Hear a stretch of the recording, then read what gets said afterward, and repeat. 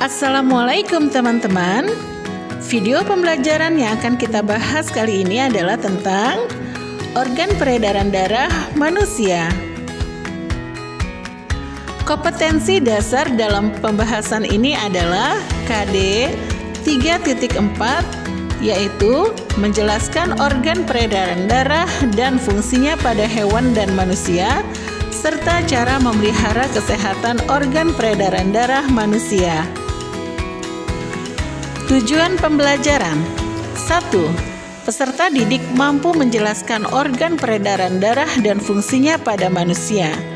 2. Peserta didik mampu menjelaskan sistem peredaran darah pada manusia. Organ peredaran darah manusia tersusun atas jantung, pembuluh darah, dan darah. Jantung adalah organ berotot seukuran kepalan tangan kita, terletak sedikit ke kiri dari tengah dada. Organ jantung terdiri atas dua sisi, di mana pada sisi kanan darah kaya akan karbon dioksida dan di sisi kiri kaya akan oksigen.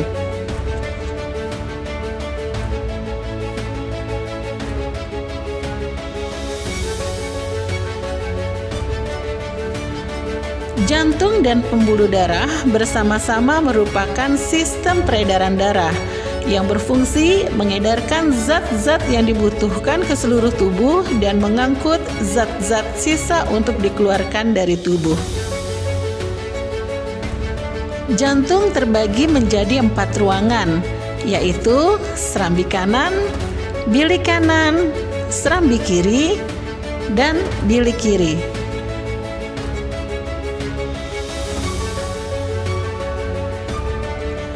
Serambi kanan berfungsi untuk menerima darah yang kaya akan karbon dioksida dari seluruh tubuh.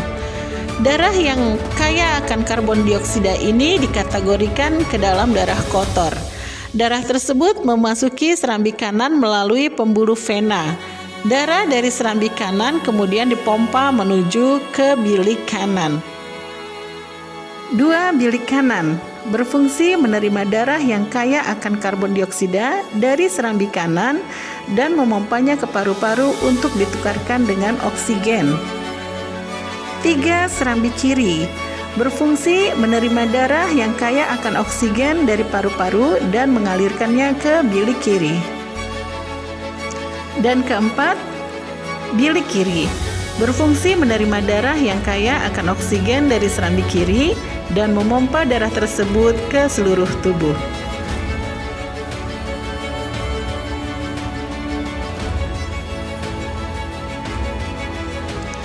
Jantung juga memiliki listrik yang membuatnya terus berdetak. Impuls listrik ini mengirimkan sinyal untuk memompa jantung.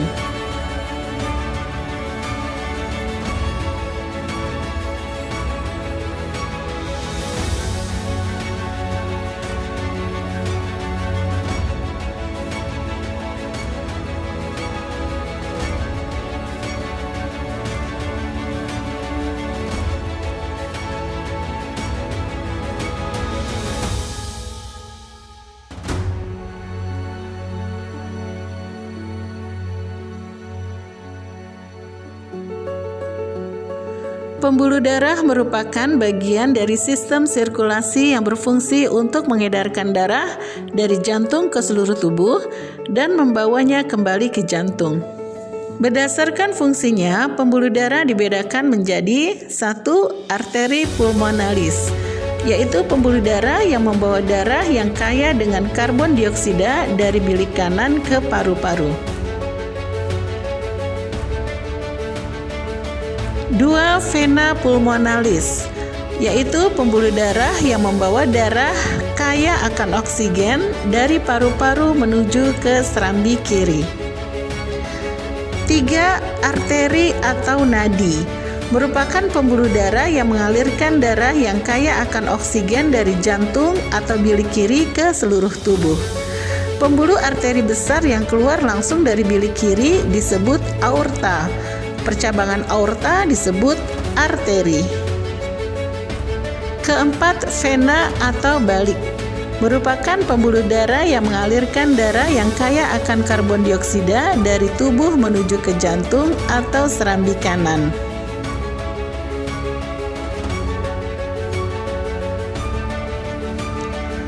Kelima, pembuluh kapiler merupakan pembuluh darah kecil yang menghubungkan arteri dengan vena.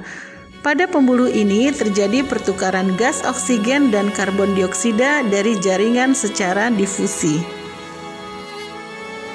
Dilihat dari karakteristiknya, maka terdapat perbedaan antara pembuluh darah arteri dan pembuluh darah vena. Pada pembuluh arteri atau nadi, aliran darah keluar dari jantung, membawa darah kaya oksigen. Dinding tebal, kuat, dan elastis terletak di bagian dalam, denyut terasa, dan jika terluka, darah memancar. Sedangkan pada pembuluh vena atau balik, darah menuju ke jantung, membawa darah kaya akan karbon dioksida. Dinding tipis dan kaku terletak di dekat permukaan kulit, denyut tidak terasa, dan jika terluka, darah menetes. Darah adalah cairan dalam tubuh yang berperan untuk menghantarkan nutrisi, hormon, dan oksigen ke seluruh tubuh, serta mengangkut racun dalam tubuh untuk diberikan ke organ lain yang bertugas menyaringnya.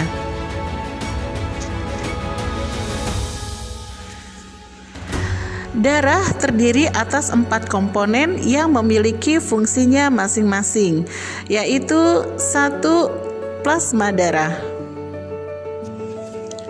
Plasma darah yang berwarna kekuningan ini berperan penting untuk menyalurkan berbagai komponen darah ke penjuru bagian tubuh serta membantu dalam mengatur pembekuan darah.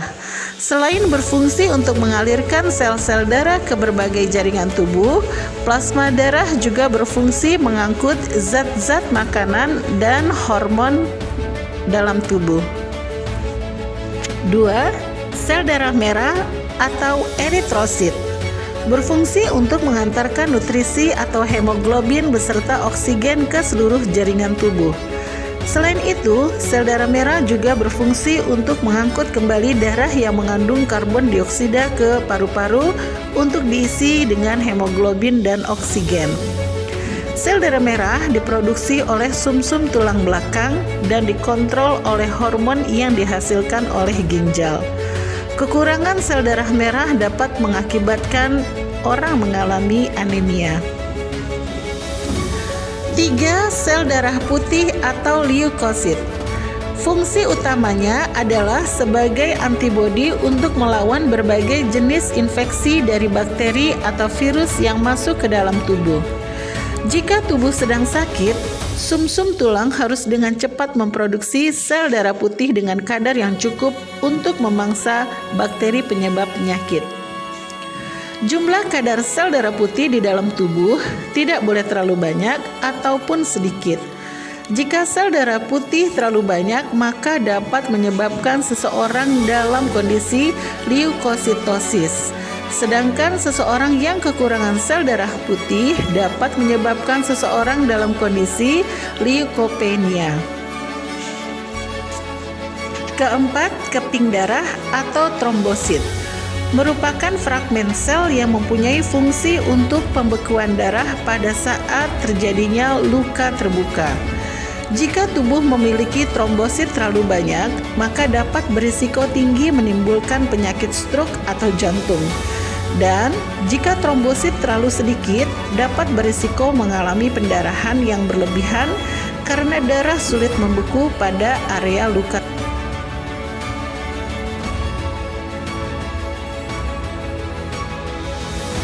Peredaran darah manusia. Berdasarkan sistemnya, peredaran darah pada manusia terbagi menjadi 2, yaitu peredaran darah kecil dan peredaran darah besar.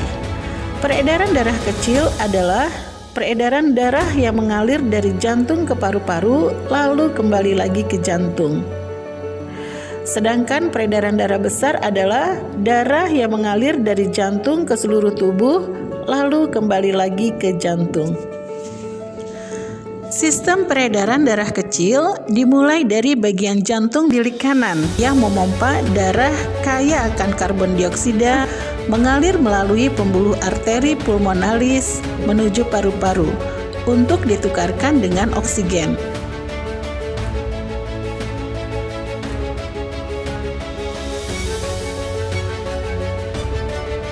Setelah ditukar dengan oksigen, darah tersebut mengalir melalui vena pulmonalis menuju bagian jantung serambi kiri. Sistem peredaran darah besar dimulai dari bagian jantung bilik kiri yang memompa darah kaya akan oksigen dan diedarkan melalui pembuluh arteri ke seluruh bagian tubuh.